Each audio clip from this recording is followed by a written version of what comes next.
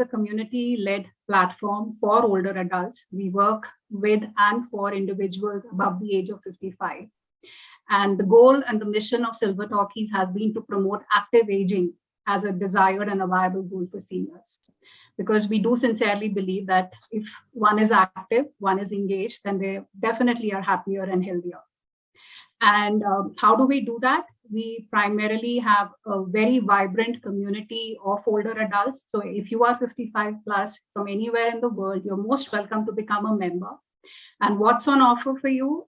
You become a part of this very close-knit community of like-minded individuals that you interact with very regularly. We do organize quarterly meetups as well now here in India in different cities. In fact, we have a meetup happening in Mumbai tomorrow. We just finished one in Chennai and Bangalore over the last couple of weeks. So yeah, so we have these various city chapters which are budding now. And if you cannot join us at a physical meetup, that's not a problem at all. All of these sessions that we do happen online on a platform like this via Zoom. So we do organize various awareness sessions like today's. We have a lot of hobby workshops, skill building workshops, fun and entertainment programs. So every month there are at least 12 to 15 different sessions which happen for our members. And we take pride in the diversity of programs that we conduct. So from a quiz session to a session on gardening, storytelling. We have a music session every month. We do dance workshops, theater, so a lot of it, we recently launched an astronomy club for our members.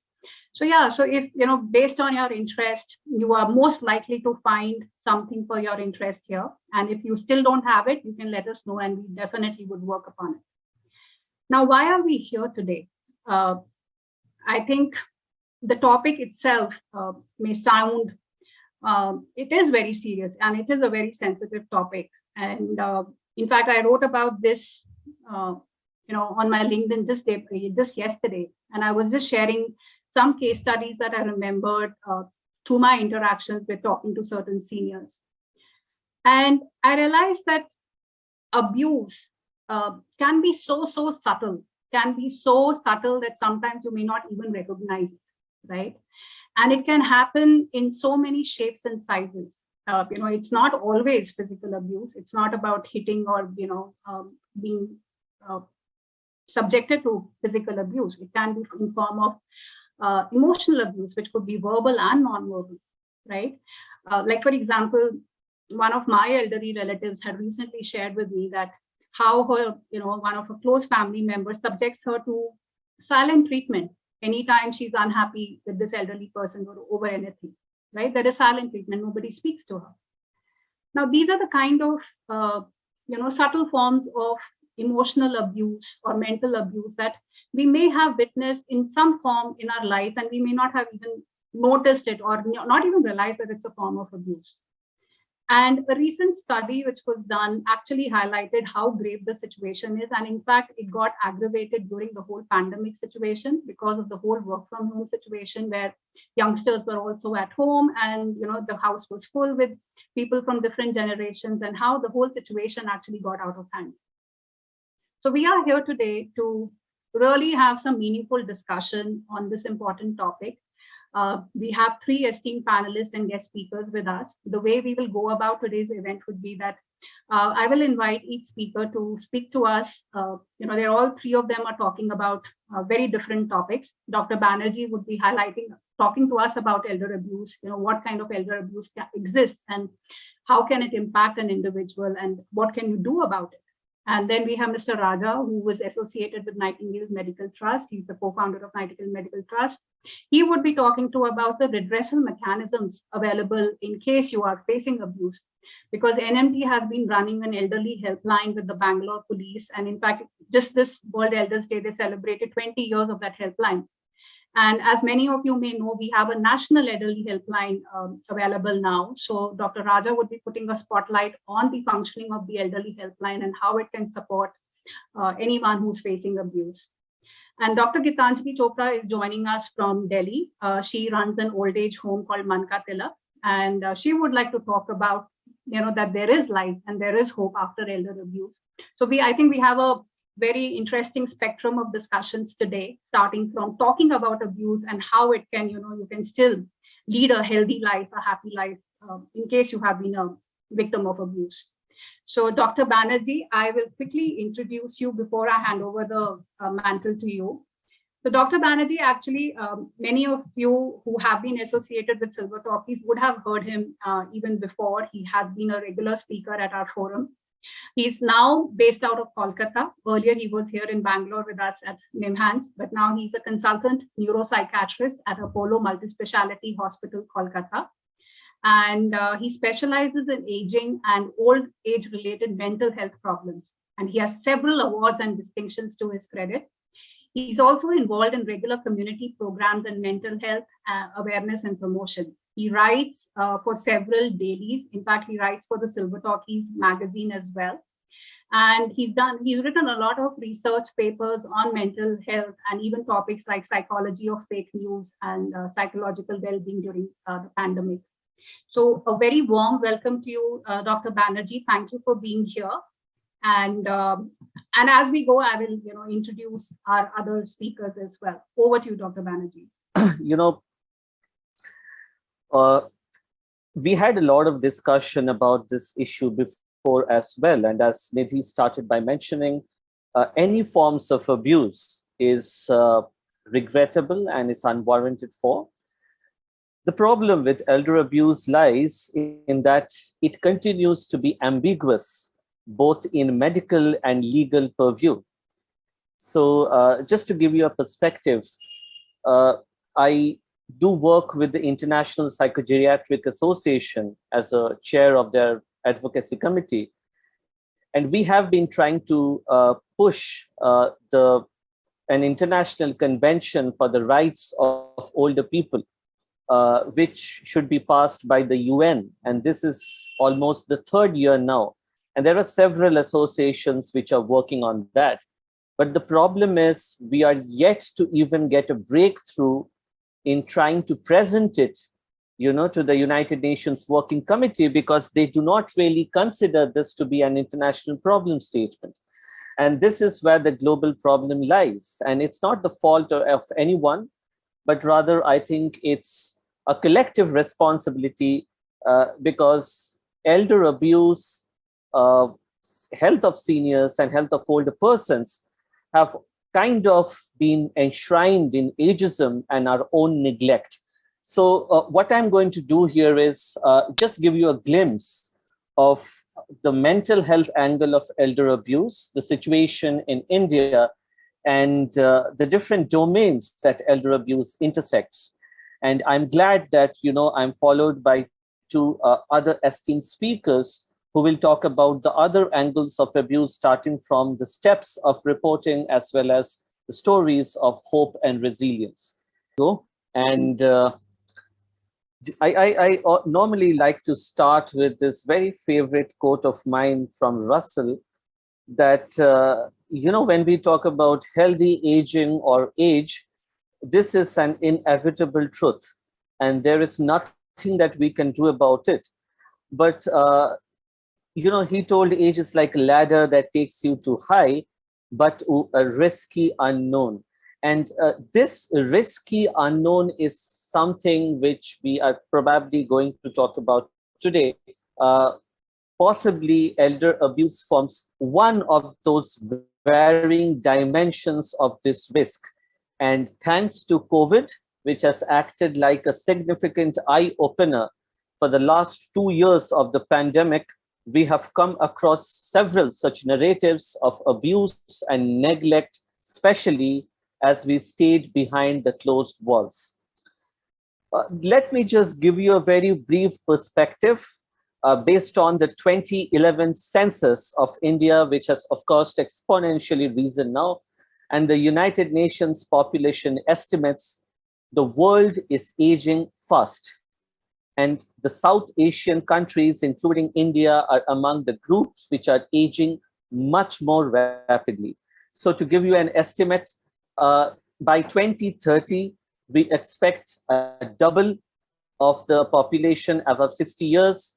By 2030, we expect a tripling of the population above 60 years. Now, there is no particular age beyond which you can call older persons or older people. And I personally am not a very big fan of the word elderly, because, when we talk about ageism or when we talk about rights, there is a lot that depends on how you address it, because how we call a particular term or a particular group of population is related to how we think about it. So when we talk about older persons, and I will be using the term older persons throughout, apart from elder abuse, because that's the common connotation, uh, by all means, we consider 55 or 60 as a cutoff. So when you are looking at India, this population is rising rapidly. But what is happening with this demographic transition is that our health services, our understanding of healthy aging, and being a geriatric psychiatrist who works with the older population, I do see that a lot of problems, a lot of the crisis situations, the challenges, health-related issues are unfortunately considered to be a normal part of aging, which is untrue. The National Mental Health Survey was one of the largest surveys of mental health in India, conducted jointly by the Ministry of Health and Family Welfare, Government of India, and the National Institute of Mental Health and Neurosciences. As Nidhi was mentioning, I was there at NIMHANS for a decade before I kind of moved to my hometown in Kolkata. So I don't want to go into the theoretical underpinnings, but just want to draw your attention to two important facts here. 1 in every 3 individuals over 60 years either has a clinical or a subclinical neuropsychiatric condition in the survey.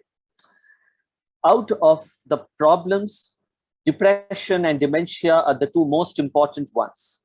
And the treatment gap, which means that if there are 100 people who are in need of help, only 15 of them get the necessary help, and this is much more in older people. So imagine, I am not even going to elder abuse. I'm just telling that just by the burden of mental illness, by neuropsychiatric problems, by depression, by anxiety, and so many of them are in the community who do not get help. So in terms of sheer numbers, we have a vulnerable population. Now that is the problem premise. Let's move on. When we talk about the social determinants of healthy aging, I always used to tell my students back there at NIMHANS that you cannot practice old age psychiatry by sitting in the comfort of your chambers. You have to go out, you have to go to the homes, you have to visit the environment, you have to go to old age care homes, senior citizen living facilities, hospitals, dementia care homes. And I'm sure, Mr. Prem Kumar will agree with me on this, because he's been leading the NMT for a long time. We had several interactions with the NMT, and they're doing a brilliant work in terms of old age care and dementia rehabilitation, that there are so many social problems existing in this domain. I cannot expect a person of above 60 years to get old, come to me, and I cannot make him or her better by prescribing him some pills. If there is an ongoing abuse, if the social and physical environment is not fine, if he or she is not feeling secure, if daily amenities and daily food is not present, that happened in many homes in COVID-19, if the human rights are being violated, if they are discriminated, marginalized, if they are neglected, abandoned, and their autonomy is taken away from them, I cannot keep them better simply with the help of medicines. And here comes the importance of discussion like this. I'll give you an example. When this pandemic happened, my parents, my grandparents, all of them are senior citizens by the definition. So I used to tell them one fine day, this has happened. Older people are getting affected more. So you should not go out of the house. You cannot go out for a walk in the park, period. Now, did I tell this to abuse them? No. Did I tell this to them in an intention to hurt them? No. All that I wanted is they should be safe. They should not be infected from the virus. But imagine my dad, the only time that he has to meet his peer group is that 20 minutes, 30 minutes that he takes a walk and he meets his peers. Now, one fine day, due to a reason, that was taken away from him. Would you consider that as an abuse? Well, abuse may be a very, very big term in terms of a literary sense, but that definitely is taking his autonomy off, taking his freedom off, taking his recreation, limiting his recreation, restricting him. So he was not involved in the decision making. I realized it later on. I'm a geriatric psychiatrist. I often boast of working on human rights. But I reflected back that, I did something which took off his autonomy, but I didn't once go and talk to him that, Papa, this is a problem. Would you want to kind of not go out, or would you want some alternate involvement at home? I didn't. All that I want to point out to you, friends, is that many times abuse, neglect, abandonment, staying silent, or as one of you were mentioning about the passive aggression, comes out of two facts. One, we think that older people should not or do not have a say in their well-being. And second, we do not consider age to be something good. And here is where ageism comes in. What is elder abuse? To define, the World Health Organization has put forward a brilliant term: a single or repeated act or lack of appropriate action. Mind it can be an act of omission, it can be an act of commission, occurring within any relationship where there is an expectation of trust. If today I go to an old age care home and push someone, that is not abuse, that is a crime, that is just an indecent assault. If I am in charge of an old age home and the residents know that, okay, Dr. Banerjee will come to see us, I know that I can trust him, and I do that, that comes as an abuse. So this expectation of trust is a very, very important point in elder abuse, which brings in the psychological trauma all the more. Now, elder abuse can be various forms. As Nidhi was mentioning, it can be physical, but many times it is psychological, insults, threats, just turning a blind eye to them. Somebody needs a hearing aid, you are not providing that. Somebody needs spectacles, you are not correcting the vision. You are not allowing the person privacy, confidentiality. You are not allowing sexual freedom to a person, irrespective of the age, because these are universal human rights. Financial exploitation, fraud, neglect or abandonment.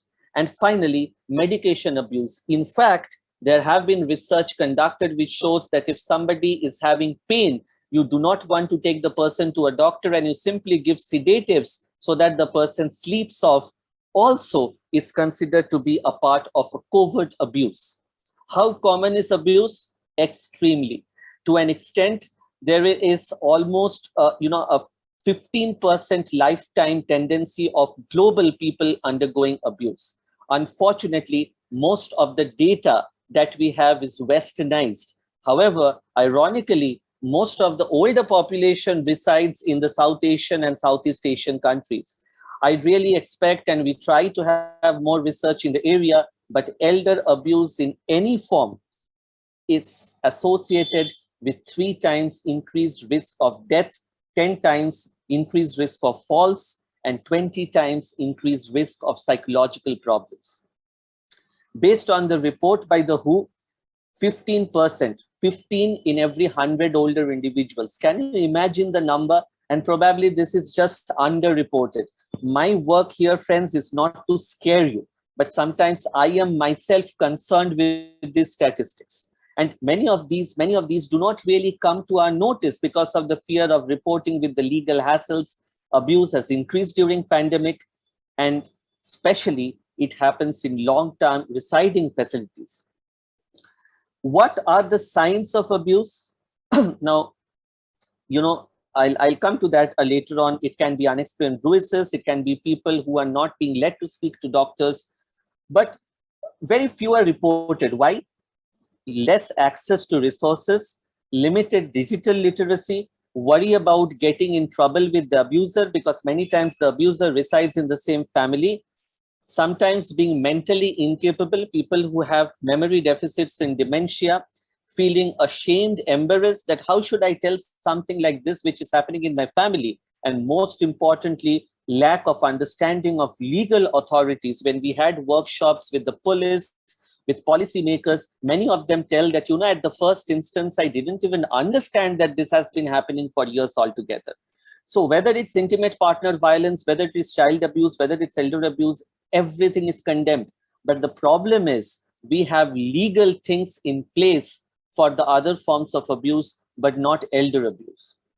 How can we detect early? Now, whether any of you are facing it or any of you know people who are facing it, these are the physical and mental signs. Displays of emotional trauma, suddenly a person getting emotional, fragile, this happens persistently, lack of medical aids, broken spectacles, eye frames, signs of insufficient care of financial resources, sudden loss of finance, broken bones or repeated injuries, bruises, welts, cuts in private parts, unexplained weight loss. The person is not allowed to speak to the doctor in private, signs of malnutrition and dehydration. Now, mind it, any of these signs in its own is not a sufficient sign. You have to contextualize, understand the history, and right now we actually work with primary healthcare workers so that they can detect elder abuse at much earlier stage at primary healthcare.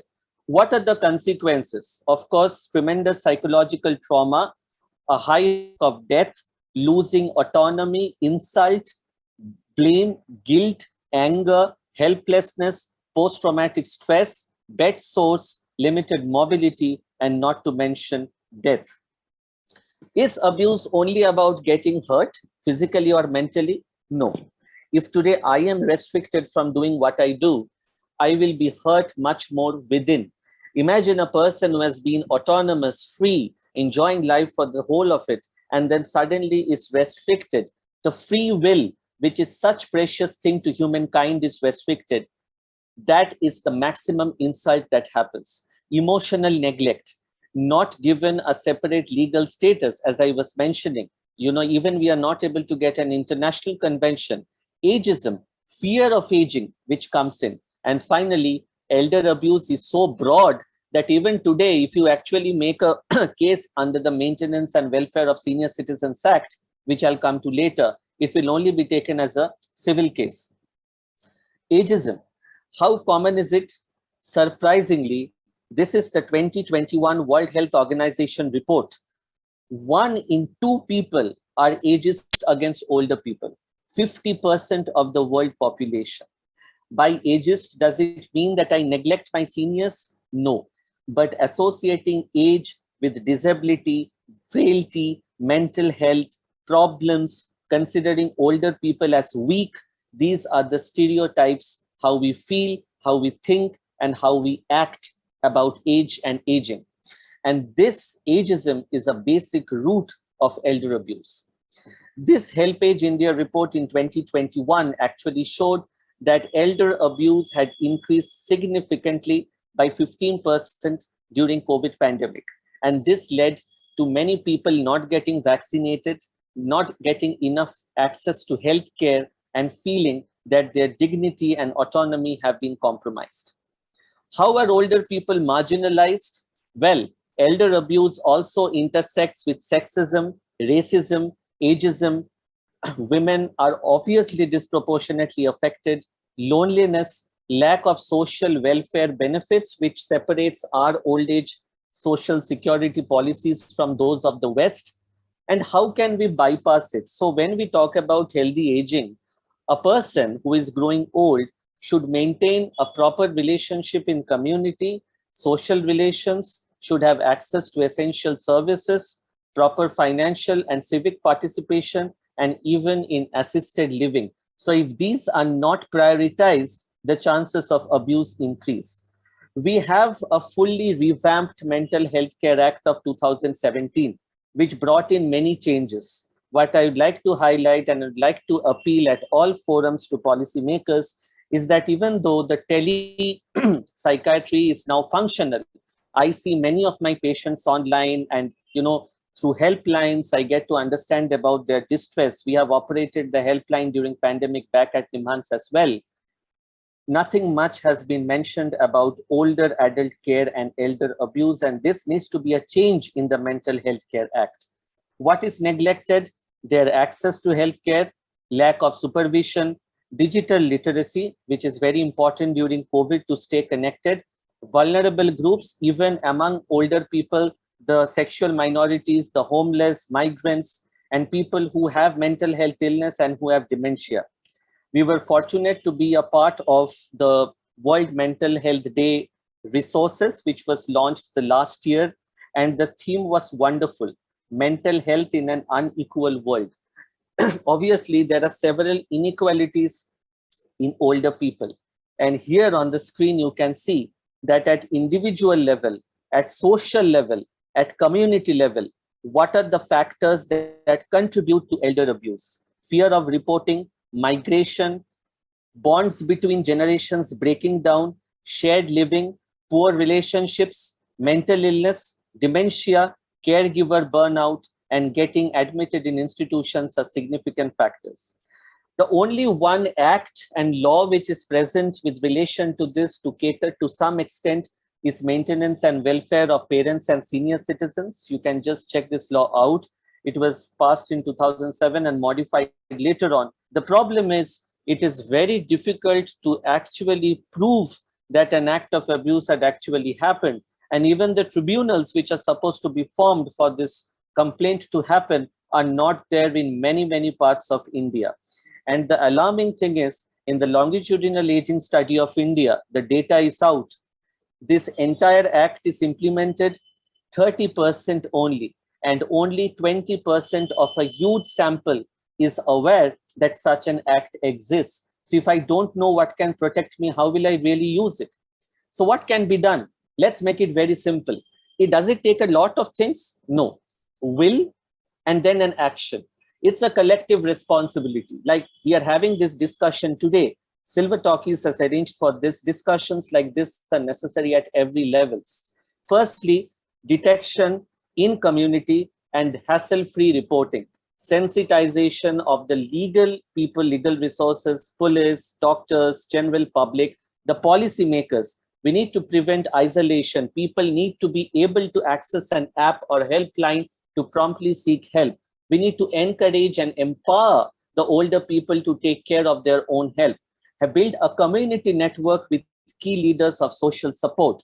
Work with banks, with financial workers to prevent financial abuse. The role of media is extremely important. We have advertisements for so many things. We should at least have some community awareness program for elder abuse. We should be also translated into different Indian languages. Stories of hope, which I'm sure Dr. Chopra is going to share today. And we as human beings, we always need laws. If there is no policy to kind of dictate what will be the punishment, and it's 6 months jail or 10,000 rupees, then people will never change. So we really need to make it happen that this is a social evil and you cannot go abusing a senior citizen. These two books are fantastic reads. If anybody of you have read them, as to how we can really build generational bonds. And if we actually start much early, I'm not sure how many of you have read my article in the New Indian Express on the World Elder Abuse Awareness Day. I'd request Nidhi to share it with all of you. I have actually discussed how building on different generations from a very early age, when a person in school or college understands that, okay, I will also age. So what are the problems of senior citizens? Why do I need to be sensitized to them when I talk to my father, my grandfather, grandmother? I should understand their perspectives as well. That starts from a young age. And if we have strong intergenerational bonds, is a big protection against abuse. These are very basic 11 steps which are mentioned by the National Center on Elder Abuse, which I have already discussed. For another important to involve older people, get first-person narratives, and that's why your involvement today, your discussion, your perspectives are going to be extremely important. I just wanted to share the account from somebody known to me in complete anonymity. This is what he had written in his diary, and he silently gave it to me with tears. They separated me from books. I kept silent. Then they kept me away from my wife. I still kept silent.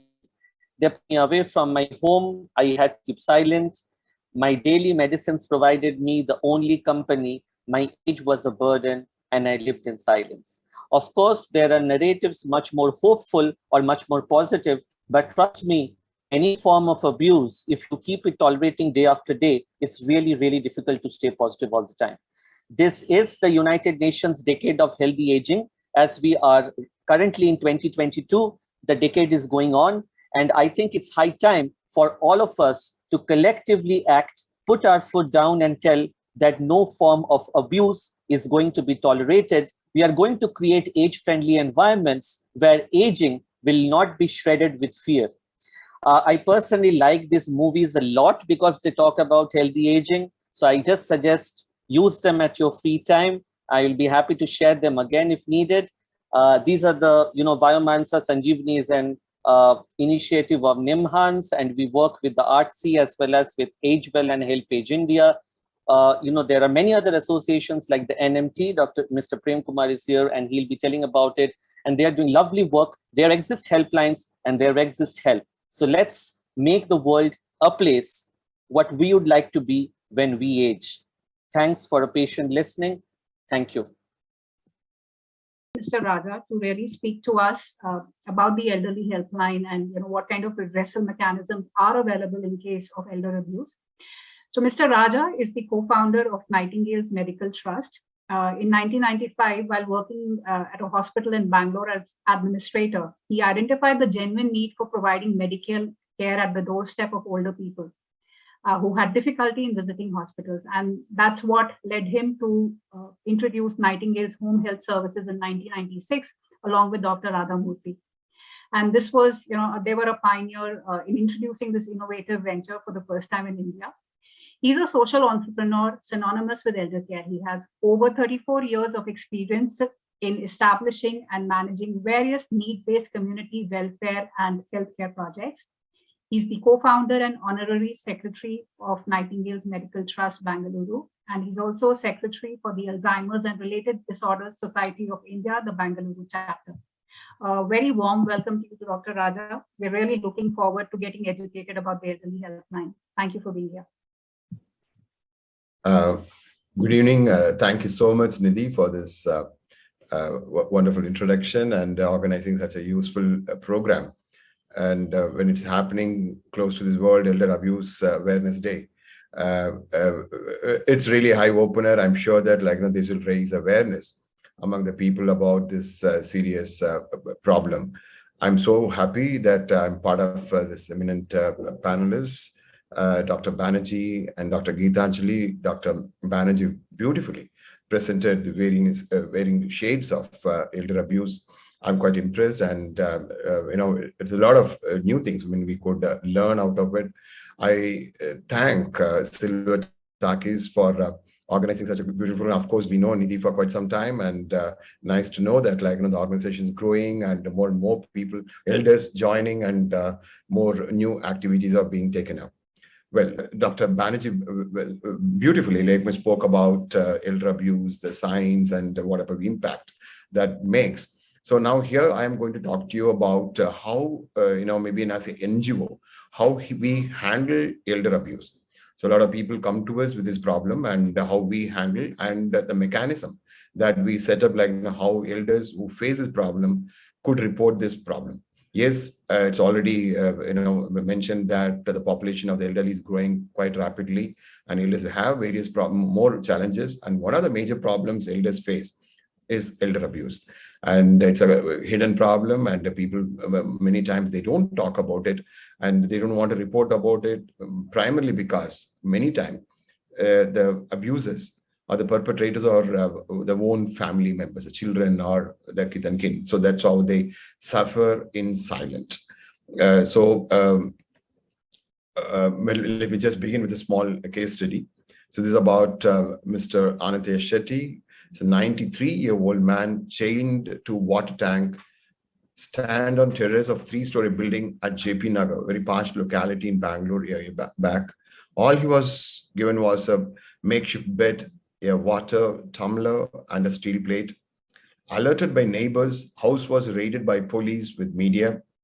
Elder was rescued and rehabilitated after giving due medical treatment. Son was kept. Son had kept him chained because he was not clean. So this just happened in Bangalore. Everyone was shocked to see this in newspapers the next day. It was really shocking. So I'm sure that, like, I mean, not only Bangalore, such things could happen anywhere in our country. Well, Dr. Chatterjee already, explained about elder abuse or the definition of World Health Organization. I really don't want to get into it. So these are the forms he again spoke, but with their experience, these are the four major verbal abuse. Like, I mean, people, verbally shout at elders and abuse them, and financially because of age. Many times, people are financially exploited and cheated, and also we see emotional. This is where, like, the psychological, how the abuse part of it, like, I mean, how harassing, neglecting someone, and putting a lot of emotional stress on elderly, and physical abuse. This is something extreme. So this also we see nowadays in our society, the physical abuse. So this is a sort of a prevalence. When you talk about abuse, there are about, as per the latest reports, about 73 percentage of abuse, with the related report abuse, or related to emotional or verbal related, and 52% are neglect, and 26.7% are related to financial exploitation, and 23.7% are due to physical ill treatment. Well, it's again, said earlier, COVID no doubt affected everyone, but elders, because of the age, and they are vulnerable to COVID when they were advised to stay within four walls, and the prevalence of abuse gone up, and elders were living with fear, anxiety, and they couldn't meet anyone, and in houses when with the different generation when they are living there. So they faced, at the time it was found that 62% of elderly face some sort of abuse, and well, the disrespect was the most common abuse towards elderly, and it was reported about 23.1%. And most of the abusers, like, I mean, when you analyze that, like, the sons were abusing, and to some extent, like, even daughter-in-laws were the perpetrators. Well, so we are talking about the problem. It's a very, very serious problem. More and more people face the senior citizens, and how to fix it. So this is where, like, we come in. So Nightingale's Medical Trust, as an NGO, when we work for senior citizens, we always study the problem in depth and come out with a solution. We started a project called Elders Helpline in Bangalore 2002. Now we completed 20 years of services. This is sort of because when we seen this problem quite closely, elders coming and telling us how, like, family members neglecting them or treating them, of people financially, like, I mean, exploiting or cheating, many other things. Like, I mean, we felt, I mean, this is a serious problem. Somehow it should be addressed, but we knew, well, like, I mean, it cannot be addressed well by an NGO like us. Who are we? Like, I mean, definitely, like, when we call the opposite party, nobody's going to respond. So this is where we thought we should join with some government department, preferably a law enforcing authorities. This is where this project, we joined with Bangalore City Police. So there is a clear memorandum of understanding between Nightingale's Medical Trust and the police department.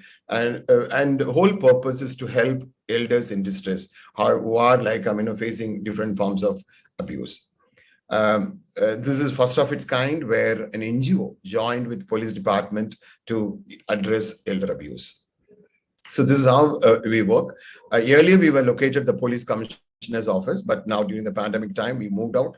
Presently, we are located at a assistant police commissioner's office, and we have a team of qualified nurses and qualified counselors and social workers, and there are legal experts helping us or guiding us. And there's a toll-free number, 1090. Elders can contact us easily. And also we have a technology, or we have software where we could track the complaints or monitor how the complaints are being handled. Presently, it works from morning 9 to 9, morning 9 to evening, morning 8 to evening 8. And of course, the night also people contact, but night times only police deal. But otherwise, the daytime, our staff, our team, they handle it. So all the services rendered at Elders Helpline are free of cost. So these are the services that we render through Elders Helpline. So it's a timely support to elders in distress, and the elders a lot of time look for information guidance, which we offer. We have database and rescuing and rehabilitation. Sometimes elders being harassed and things cannot be handled at home. We need to rescue them from the house and rehabilitate in some of the place till we sort of the problem or till some solution is arrived out. And same way, we also rescue homeless elders who are like dying on streets and try to rehabilitate them. We have two distributed homes in Bangalore, and we we take them there and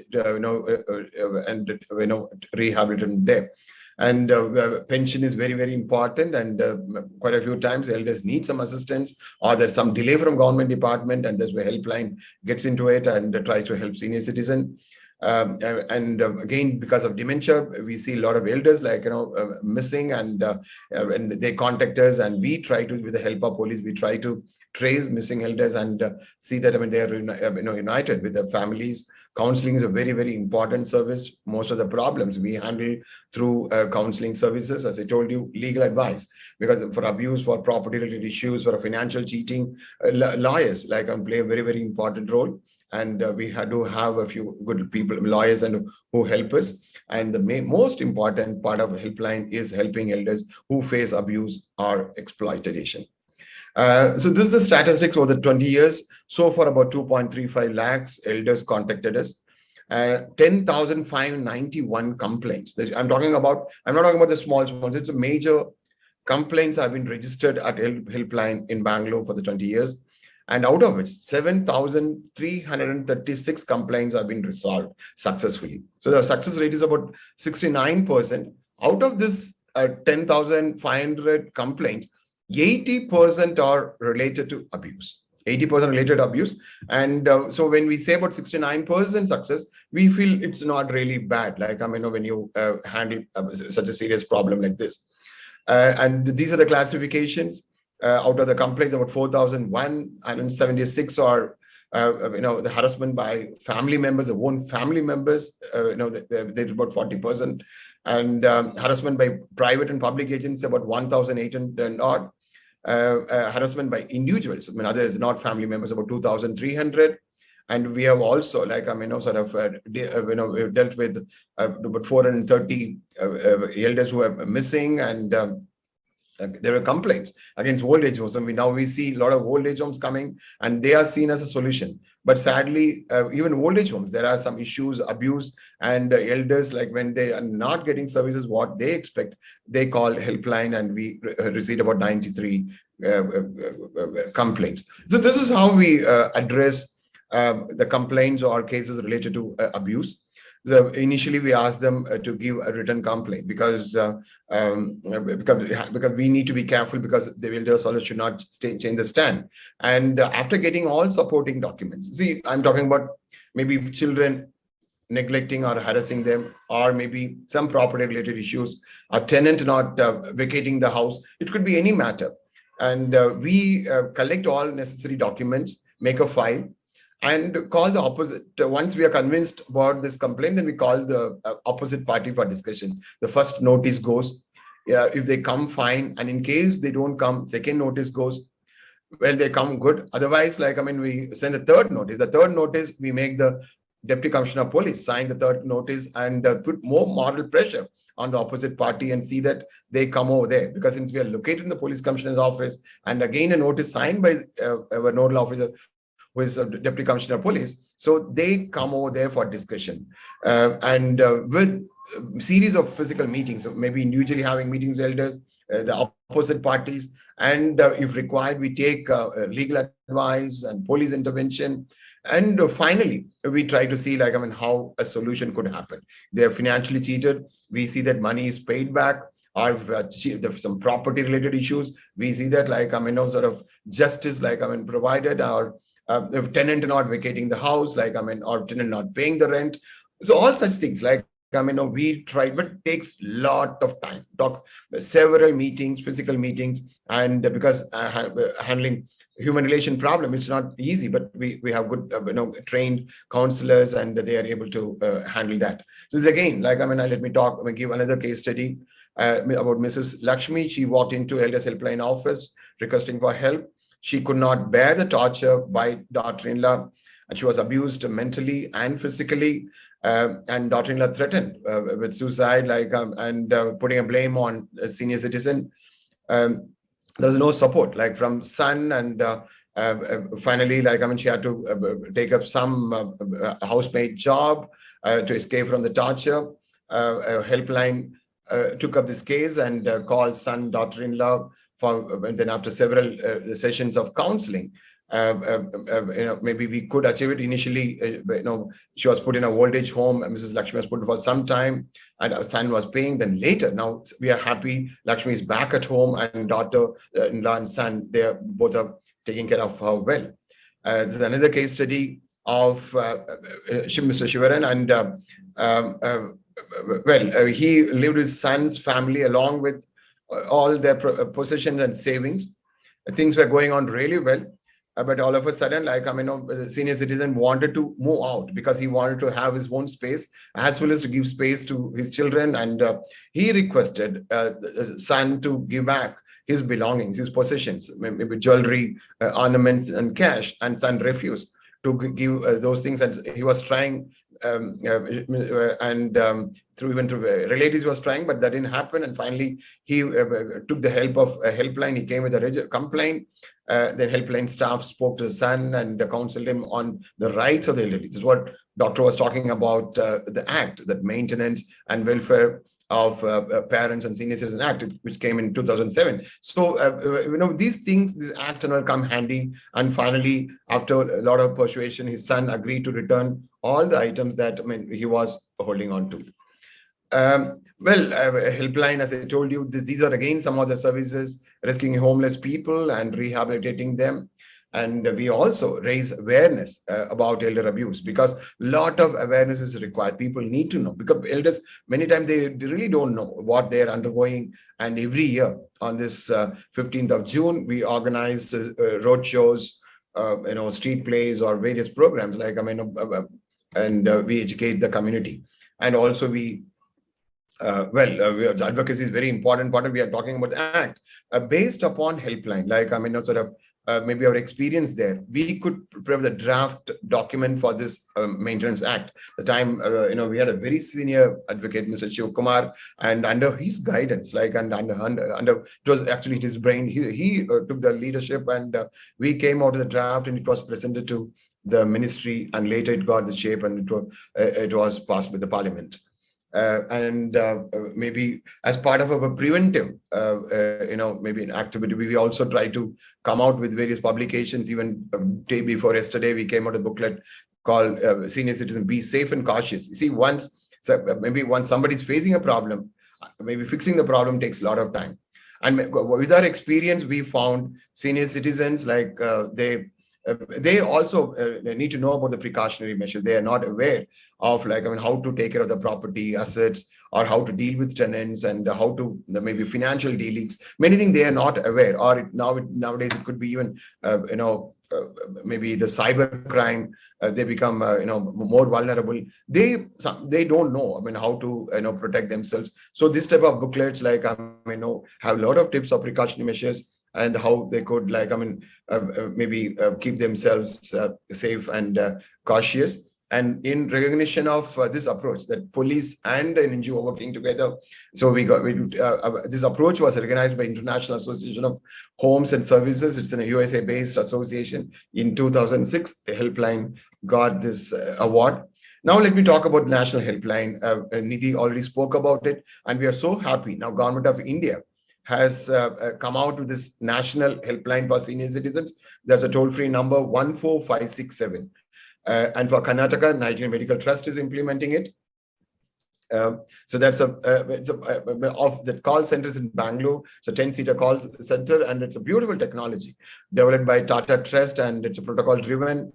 There's social workers working at district levels, and we network network with state level, district level helplines and government authorities, NSS, legal cell, and various NGOs.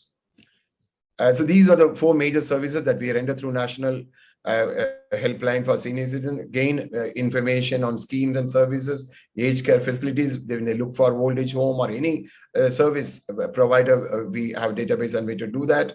And emotional support, people, especially when they are lonely and they're feeling low with self-esteem. And we have qualified counselors and they intervene, and especially during COVID time. So that was a very, very important service. And we also intervene, like in the cases of harassment, cheating, violence, because this is where this field response officers, whom we have at district levels. But here the mechanism of this helpline is slightly different from the other one. Here we network with government agencies. We network with various government agencies and try to help, because this helpline is now, well, it may take some more time for us to make it more effective, but things are in place. And elders can definitely contact the helpline. And again here, they can avail free legal service and assistance for pension and getting their grievances redressed. So these are some of the statistics at the helpline in Karnataka. I'm talking about Karnataka. Here we have received about 54,900 calls, and out of which 3,500 calls are actionable calls. What I mean is there are some calls like, it's for information and people just like, for test, those things they call, but about 3,500 calls are actionable.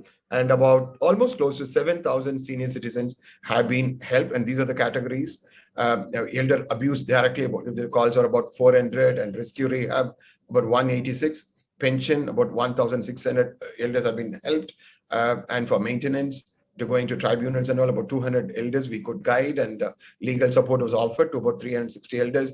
Emotional support was offered to 150, and 176 for elders who inquired about old age homes, and even other service providers were guided. And this is how, we handle elder abuse at the National Helpline for Senior Citizens. So as I told you, it's not in Karnataka. In most of the states in India, now they can avail these services. I'm happy, today we have participants from different states. This 14567. Please remember this number. Any type of difficulty, you can call, and wherever they are, and they would do the best to help an elderly person who is in distress. So this is how we work. Call registered with details, and they decide the course of action involving legal experts, or whether they find whether in counseling whether it could be sorted out.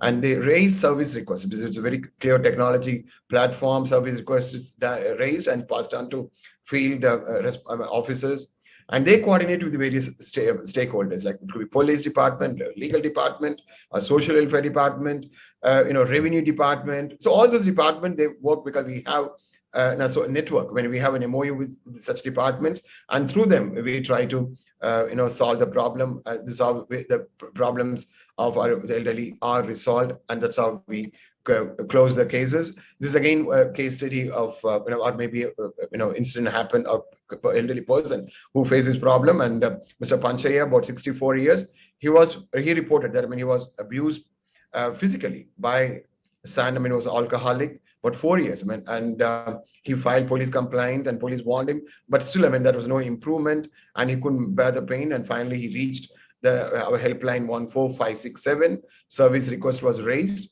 and the field response officer in Gadag district was given this this case, and the son underwent we had several rounds of counseling, and finally son came publicly and confessed, and he apologized for the things, the wrong things that he has done, and ensure that he won't hereafter abuse his father. And presently the both father and son are leading a peaceful life, and written undertaken was taken by the helpline. So National Helpline also involved in creating awareness about abuse and crime against elderly. So a couple of days back, this we had in different places, because we want to do more, like publicizing the number.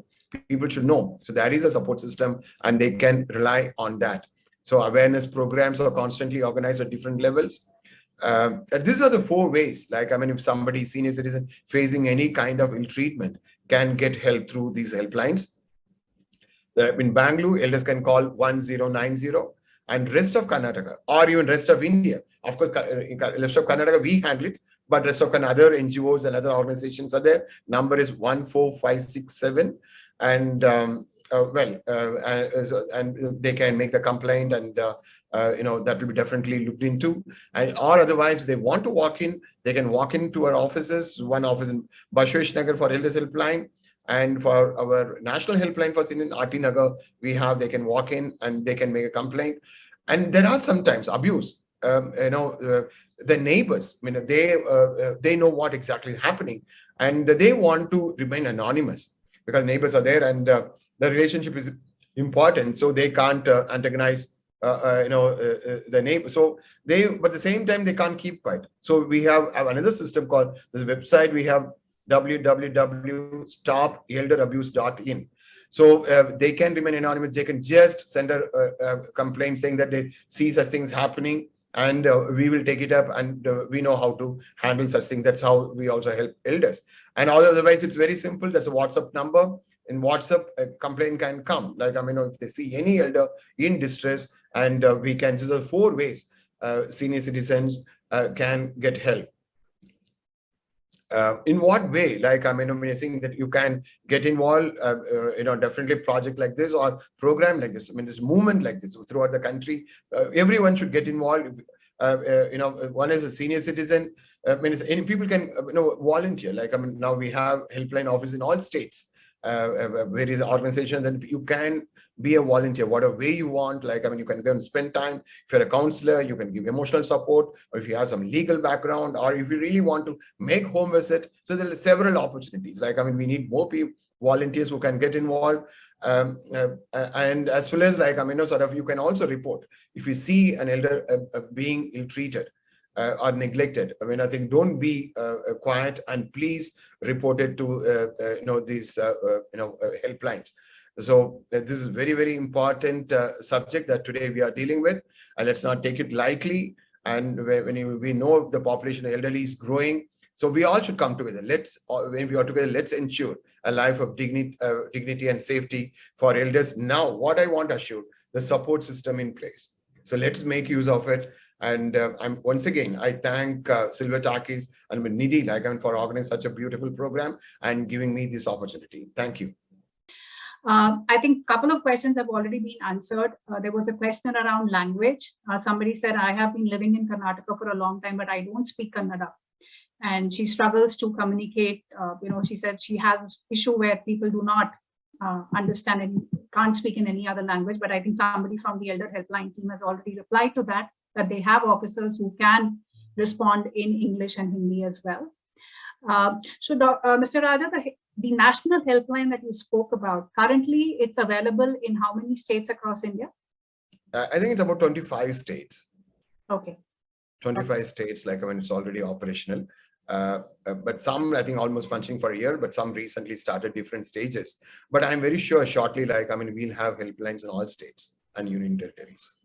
Okay.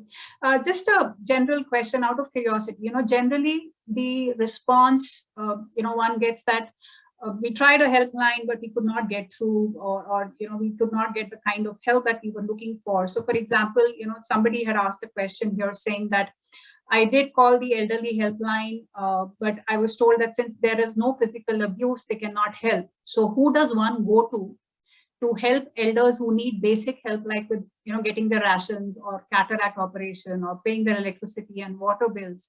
And these are people who may have worked as house help and they would have done odd jobs for families all their life, but now they cannot work and their children have moved on.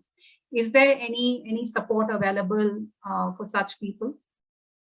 Well, during the pandemic time, we had service to provide this type of essentials at home, like when elders were not coming out, and we networked with some NGOs and providing rations, the medical supply, or taking them to hospitals, etc., etc. But it is something now we are not doing it now, because it is not possible, because now elders are coming out and transport is available and they can go wherever they want.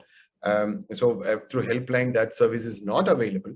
But the person who's really bedridden and helpless, we can consider as a special case and we can help.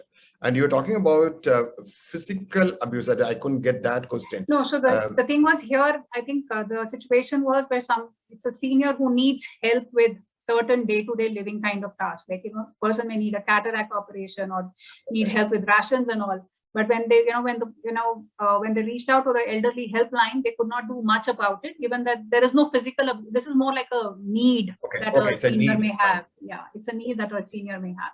Yeah. So does the helpline come to support such people who may have these? Yeah, that's what I told you during the pandemic time. Like, only during the pandemic. That support only during the pandemic time. At the time, we didn't have transport, and elders were advised to stay at home, so we had to do this. But now, since things have become normal, and we are not having that service. One last question. This is from me. It was out of curiosity. You were sharing these case studies, right? Where, say, last case study where you spoke about a senior was sent back home and, to a son who was an alcoholic and was abusing, and there was an undertaking that was taken in, right? Yeah. Now, in such cases, do the field response officers keep a track even after, say, a case may have been solved for that meantime? Is there any tracking mechanism to ensure that the elder is not facing that abuse again? In all the cases, we do follow. It's not that once a case is closed, we don't keep it. Actually, our SOP is that, at least once a month, we have to call senior citizen and ensure whether things are all right with them or not. So that's how we monitor. And this is something we put also in the particular undertakings. Okay. So that will somewhere maximum possible, whatever moral pressure we try to put on the opposite party and see that he stick to the decision agreed upon. Okay, all right. To our third speaker for the day, I would love to introduce Dr. Gitanjali Chopra. She is the founder and president of Wishes and Blessings, which is an NGO. She's an academician, she's a researcher, she's a columnist, and a philanthropist. She founded Wishes and Blessings as an NGO for the underprivileged in 2014. It has now more than 20 centers in Delhi and NCR and across 7 states. But the reason why Gitanjali is here today, because she also runs an old age home in Delhi called the Man Ka Tilak, and they are now working on establishing a new home in Vrindavan as well. So she is very compassionate and passionate about the cause of seniors. She's also been a journalist. She's acted in a TV show, and she's also been an RJ. So I think, yeah, Gitanjali, you are a woman with many facets, and it's so beautiful to have you here. And would love to hear from you what has been your experience of working with seniors. And I understand you have these old age homes where you've taken seniors who have undergone abuse in some form or shape, and we would love to hear how you help them out. Thank you for being here. Good evening, everyone, and thank you, Nidhi, for the introduction. I hope I'm audible and loud and clear. Yes, you are. So, fact of the matter is that elder abuse does exist. We might shut our eyes to it. We might feel that, oh, it doesn't exist, or it's a part of life. But the sad reality is that it does exist. There are horrific stories. We just saw a few which Mr. Prem Kumar narrated.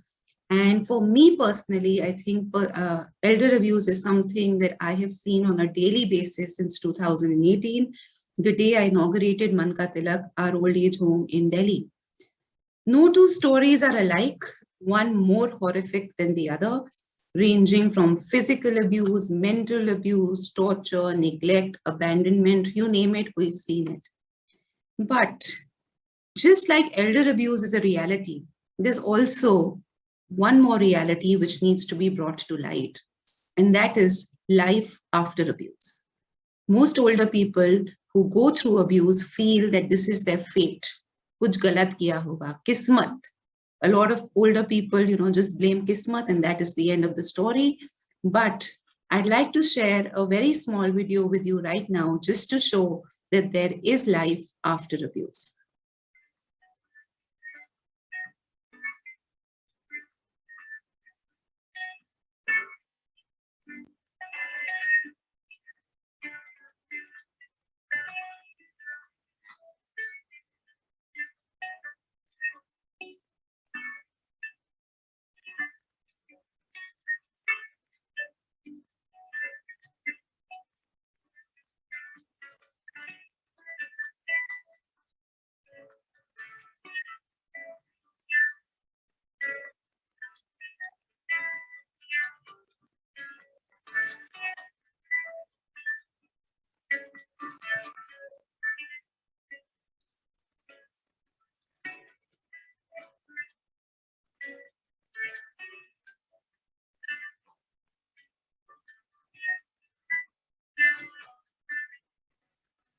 That was Champia Amma, a resident of our old age home in Delhi.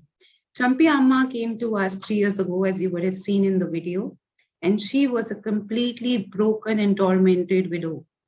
She has 4 children, if you please, one better off than the other. One of her sons stays in a super posh locality in Delhi in Basant Vihar. And this woman had actually been beaten black and blue to a degree that her eardrum had completely, it was torn, and she cannot hear from one ear because her son actually, pulled her hair and banged her head against the wall. And all she had asked for was a photograph of her late husband. When she first came to us, she treated us with anguish, with anger. And if you'd seen in the video, there was a little stick in her hand, and the caretakers at my old age home actually were on the other hand on the receiving end of the stick. And we were actually beaten by Amma when she first came because, she thought that we were going to torture her just the way her children tortured her all her life. But now you can see the transformation, and this transformation is just one of the many transformations we have witnessed over the last 4 years. There are over 728 to 1150 old age homes across India.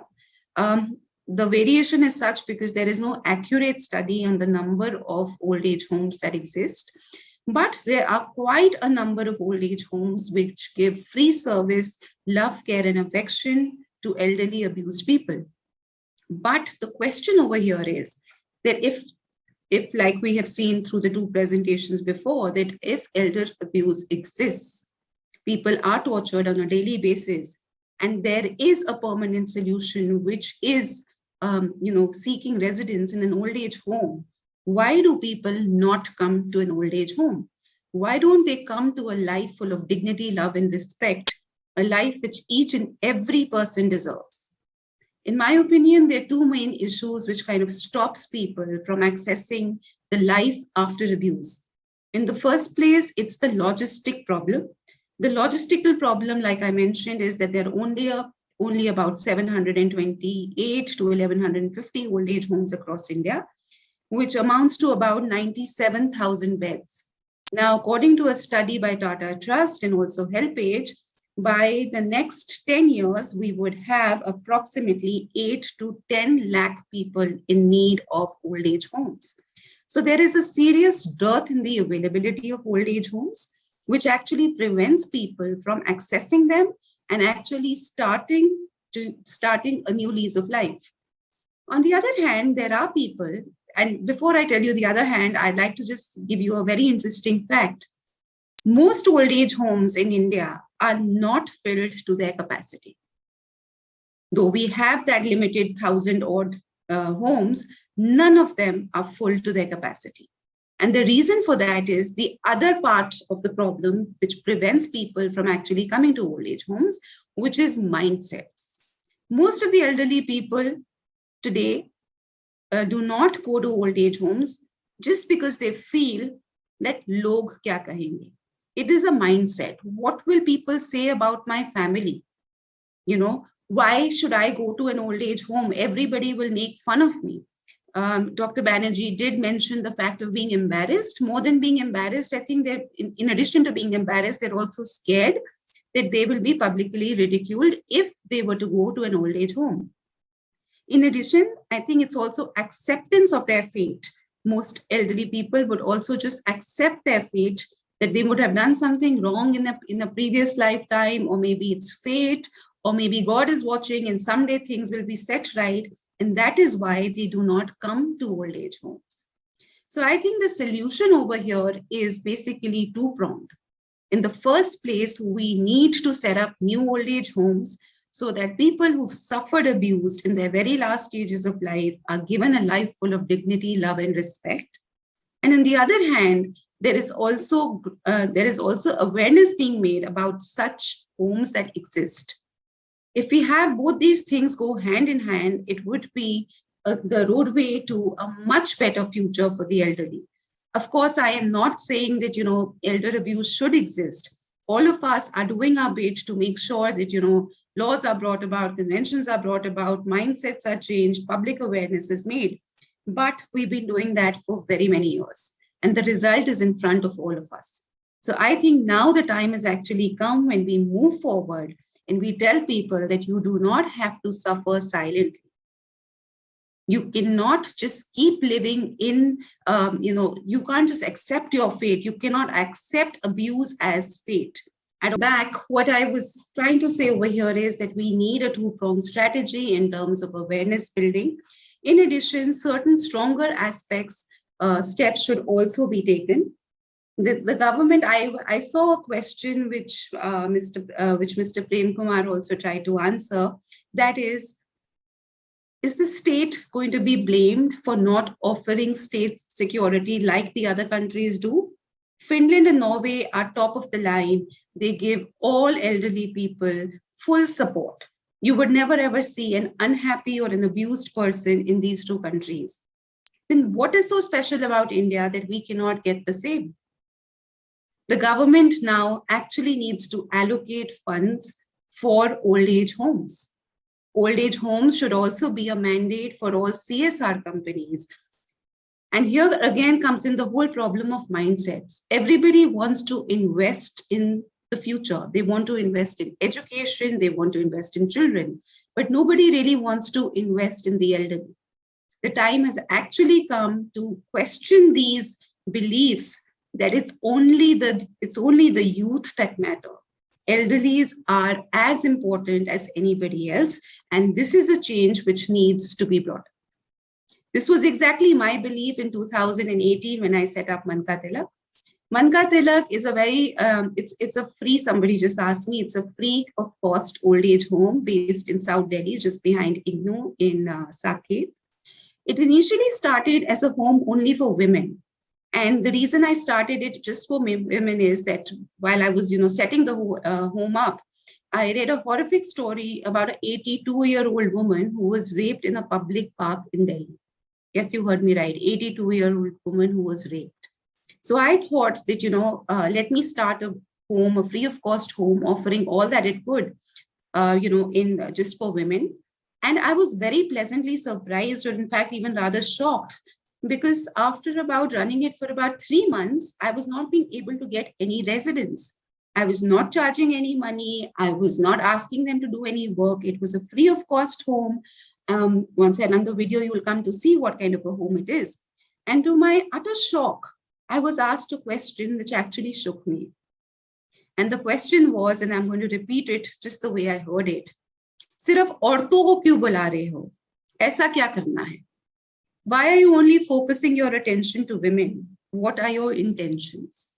This is the mindset I'm talking about. And I think before any other change, the change in mindset is what is needed. Over the years, Mann Ka Tilak opened its door to men also. And we have been able to, we've had about over 60 residents. We don't believe in quantity of people, so we do not have hundreds of people in the old age home. We only, at any given point of time, we were catering to about 15 to 18 people. But during COVID, like it was brought out in so many studies, there was a marked increase in abuse of the elderly, and we were receiving calls by the hour. And what was surprising is that instead of women, this time it was men who were increasingly calling us, asking us that, we honestly, we cannot stay where we are staying because we're being abused, we're being neglected, and, we've been showed out of the house. And then we actually decided to extend the facilities in Mann Ka Tilak, and we started a new wing. So during COVID, there was a lot of abuse that happened. And with that abuse, there was this whole recognition and awareness that people are not going to stay silent about abuse. So we extended our facilities in Saket, and we are now catering to about 30 people. We've also opened a home in Vrindavan. Like me, there are lots of organizations, lots of people who are doing very good work, trying to give old abandoned people a new lease of life. So in case you come across someone who needs help, please do help them, and do not hesitate to actually refer them to us, because like I said, every elder person deserves a life full of love, warmth, affection, and dignity. And we're here just to do that. And when we do that, what is it that we get? Champi Amba's story is a living example. You saw the smiles, you saw the dance. Today, she can dance better than me. Not that I'm a great dancer, but she actually has all the moves, and she is very, very, she's very happy away from a family that gave her so much grief. I'm going to try just one last time to share the video with you so that you get an idea that what happens, or rather what should happen inside old age homes. Just give me 1 second.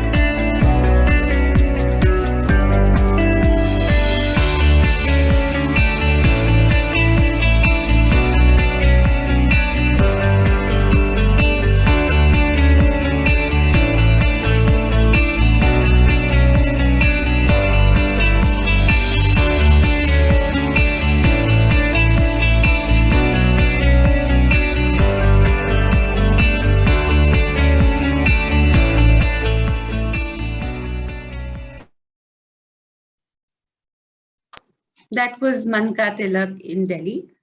And since we are running short of time, I'd like to end this here just with last parting thoughts.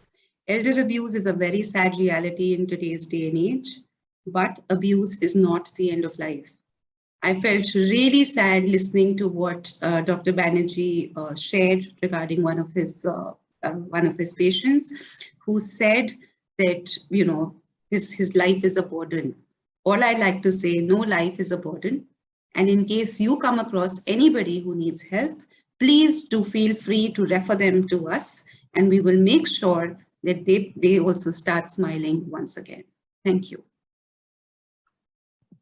Thank you so much, Gitanjali. I can see people applauding you in the audience. Thank you for doing such a noble job and taking care of the elderly. And the question that she had asked initially before we started out was very important, so I will take it up on her behalf. The question I think she had asked was, could passive-aggressive behavior towards elders be considered abuse? And especially when it crosses a limit. And how do you define that limit? Any thoughts on that? Yeah, thanks, Nidhi, and convey my thanks to Christina for this. I think the most common form of abuse that we normally encounter in our practice is this passive-aggressive behavior, because as I was mentioning, that ageism, is quite prevalent everywhere. And many times our neglect or our, the fear of aging ourselves, that kind of comes out as a very, very passive-aggressive behavior. Sometimes it's anger, sometimes it's anger on others displaced on older persons because they kind of become the easy targets. And especially when it's from the caregivers in individuals living with dementia or mental disorders, it's often a frustration, which kind of gets turned into a passive-aggressive behavior. Whether is it abuse, under the broad rubric of abuse, yes, if it, it kind of contributes to neglect or abandonment. And whether something can be done about it, I think yes, because, the funny thing is, older persons are very quick at detecting the attitude or reaction of others towards them. So if, such a reaction is persistent, pervasive, and it's disturbing, I think there needs to be a direct discussion. Many times such passive-aggressive behavior can be mitigated when the sources of communication are made straight. But if they are neglected, it only tends to get perpetuated. Right. I'm just wondering, I think one of the things which came up was, that there is a lot of resistance, or there is a lot of hesitation to even go out and share this, or find some way to handle it. What would be your suggestion to people who are at the receiving end of it, but are not able to find the courage to do something about it? Yeah, thanks, Nidhi. I think the common obstacles that come in the way, one, are the fear of how I'll be perceived. Second, I shouldn't really bring out stuff inside my family. It's my private matter. What will people think about me? And third, many of them may not have the required access. So I have come across, and I'm sure many of you will share similar experiences. Many of the senior citizens, they do not have access even to the required apps, helplines. Sometimes they may only connect once, where due to some network connectivity, they may not be able to convey the situation. This has happened many times during COVID.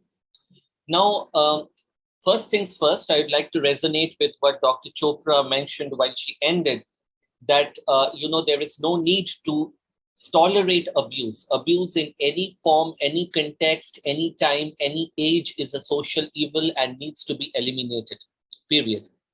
Now, that's the fact. Second, there is help available on the way. In fact, Mr. Prem Kumar, Dr. Chopra did speak about many such resources, ways of reporting. There are, helplines in some central institutions. NIMHANS runs a helpline. The Biomansa Sanjeevani has it on their website, where you can report. Now, the thing is, what is the context? See, many people, we have received calls when they are needing of financial assistance. They sometimes directly call the helpline and they ask help about it. Now, sometimes it is not directly possible to intervene in terms of financial or legal resources. But most of the times, old age homes or associations will be having an independent legal cell, which will take it up, and then, they will involve the police for protection. Now, one thing, if you are in the receiving end of any form of abuse, the first thing is there is no guilt or shame in taking help. Help is around there. And remember, for every one person who might not be good to you, there may be 10 others who are willing to help you out there. And that's why we are having the discussion today. So reach out for them. When there are narratives of helplessness, there are also narratives of hope. When there are narratives of, dark reality, there are also narratives of relatively betterment. So whatever happens, I think, just use whatever available resources you have, social support you have, and let's put an end to this social evil. And thanks, Nidhi. I think I'll just, with all of your greetings and permission, I'll get going now. Yeah, it was sure. Wonderful to be on the forum, and thanks to all of you for your patient listening, and thanks for such a pertinent event. Hi, Shiv. Thank you so much for being here. I'll add the spotlight to you. Hi, everyone. So I think many of the Silver Talkies community members already know Shiv. In fact, Mr. Prem Raja did mention Shiv when he was speaking about the elderly helpline in Bangalore. Shiv played a very instrumental role in setting up that helpline here in Bangalore, and he was for a long time associated in the the whole helpline mechanism and taking care of it. So Shiv, is there, and you've been listening in, you were here throughout. Tell us if there is something which we haven't covered, and if there is something that you would like to add when we are talking about elder abuse specifically, and since you played such a huge role in even drafting the National Maintenance Act. So from that point of view and your association with the helpline, anything that you would like to add? I think with extreme interest to what all the speakers have said. And my involvement with the Elders Helpline began in 2002 when the helpline was actually inaugurated. And sometime thereafter, I also became a trained mediator, a trained conflict management personnel, apart from being a lawyer. And therefore, the first thing that I did was to introduce the process of conflict management and resolution of disputes through the mediation process. And the helpline in Bangalore has always been dealing with below the poverty line cases. The problems of abuse are not the same across the board. It is community specific.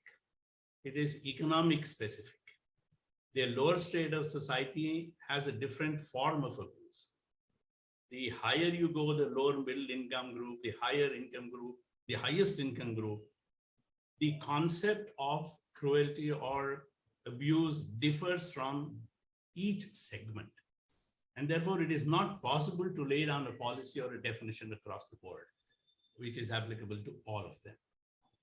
Before I go further, I wish Dr. Banji was here. The so-called proposed amendments to the Senior Maintenance Act, we amended it in 2015. It has not yet been passed. You will not believe it. The amendment actually defined what abuse was to a certain extent, but that has remained at the stage of a bill and it has not yet been passed. Now, coming back to abuse, one of the things that I don't understand and which I constantly tell people is the law is an ass. The law will not recognize, cannot appreciate the nuances of a relationship. Whatever law you may pass does not understand the concept of love, caring, affection, respect, dignity. It gives you a letter of the law, but does not give you the nuances of how to translate that into action. So the difficulty arises when we talk of elder abuse is one of perception. What is abuse to you may not be abuse to me. What you think, a simple remark, as Dr. Banerjee mentioned, please don't go to the park because of COVID. To one person, it may be abusive, to the other person, it may not. Therefore, before we get into looking at some kind of a broad-based policy which is applicable across to all senior citizens, we need to realize that each section has to be dealt with separately. There cannot be an across-the-board solution to this at all. This is something that we need to understand. Now, Dr. Geetanjali also mentioned that she is running an old age home, and that's an extraordinary thing that she is doing. Very few of them I see in Bangalore. When I was doing volunteering time in the Elders Helpline, we did a survey of all the old age homes in Bangalore because the central government gives you a grant of either 5 lakhs a year or 6 lakhs a year. You will not believe it.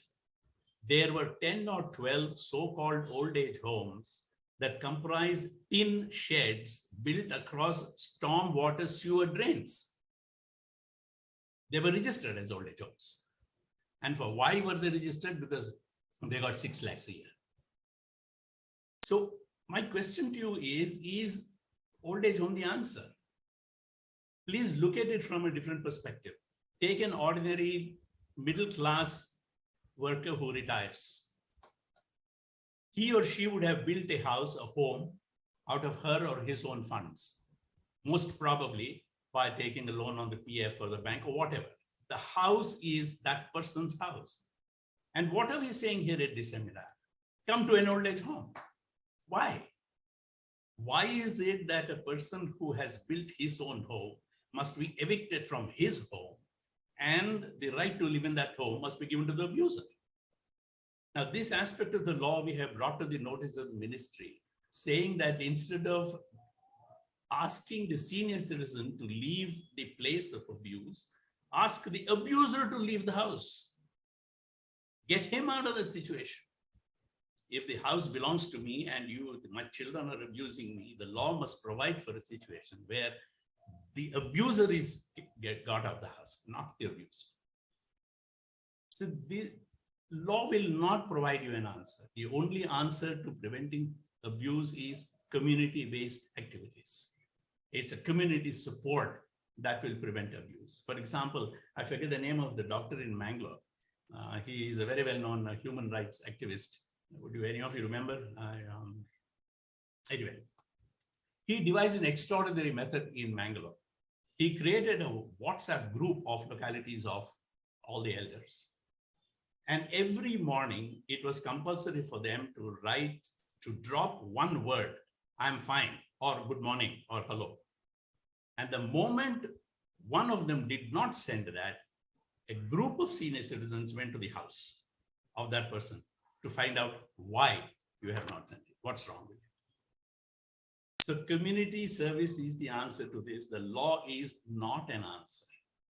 How will you define elder abuse in law? Please tell me. Lack of affection. All right. Lack of caring. All right. Lack of respect. How do you translate that into defining this in a court of law? Please tell me. I'm not disparaging all that has been said here. I'm saying elder abuse is a horrible thing. And it is so horrible and it is so subtle, you will not believe it. In 17 years of my work with the elders helpline in the police commissioner's office, it's very, very subtle. And the most serious objection, Nidhi, and all the participants that comes from these people who come for help is, why am I the one to make a change? Their argument is very simple. I had my children, I brought them up. I have made lots of sacrifices in giving them their education and making them stand on their own feet. Now at 65 and 70, you are continuing to ask me to make the change. Why? How do you answer these questions? So my take on this is that while we are doing all that you're doing, how are we taking care of those people who do not have access to this kind of exposure? How is the BPL community going to be treated? How is the lower middle class income group going to be treated? What is the answer there? I mean, these are questions I'm raising. And we are all privileged. People on the screen here today are privileged people, comparatively. But we need to focus on people who have no access to this kind of thing. So when Prem Kumar Raja talked about resolving disputes through conversation, I know what it takes to talk to somebody who says my father is useless. And one of the most common arguments given is, I did not want to be born. They produced me. So it's their responsibility to take care of me. And yes, it brings a very a smile on the face of lots of people because it's such a ridiculous argument. So we need, I think, to take cognizance of the fact that every segment of society has a different identity when you call abuse. And you therefore cannot have any kind of a across-the-board definition. Anything? Thank you so much. I think that's very thought-provoking, and in a lot of way, I think it also kind of helps us count our blessings. So thank you so much for sharing that. It was really, thank you so much, Shiv, for stepping in at the very last minute and for sharing your thoughts. And thank you, Dr. Gitanjali, for being here with us.